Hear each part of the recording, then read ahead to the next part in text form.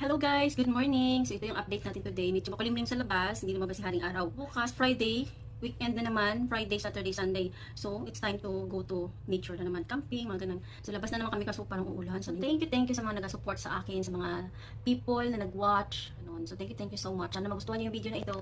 Ang video na ito ay ito na, coming.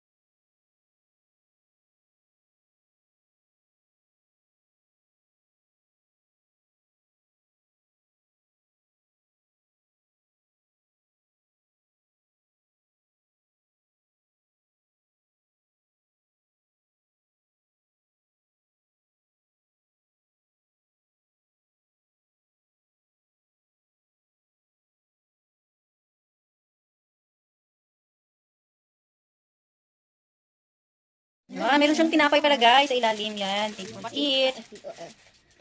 Guys, nakita niyo na ba ang video? So, ano masasabi niyo sa pagkain namin? Ang sarap, no? So, ayun, gusto ko lang magbabay na sa last part na ito. Nag-video ulit ako para medyo mahaba. So, ayun, napakasarap po ng pagkain nila.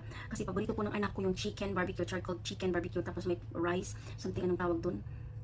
Pulaw ba? Or so, hindi ko alam yung iba. Alam ko pulaw lang at biryani. So, hindi ko alam kung anong rice yun, ang rice na ito, no? So, yun lang. Maraming salamat. Ang dami ko nang sinabi, no? So, yun lang. Thank you for watching. I hope nagustuhan nyo yung aking always na mga sinishare sa inyo, mga cooking recipe ko. Mga everyday ganap lang yan. So, yung ulam namin, binibideo ko, sinishare ko, at pinapanood nyo. Maraming salamat. So, yun lang. Sa mga nagsusupport sa akin dyan, thank you so much. God bless you all. So, yan lang guys. Thank you for watching guys. Maraming salamat. Bye! See you on my next vlog.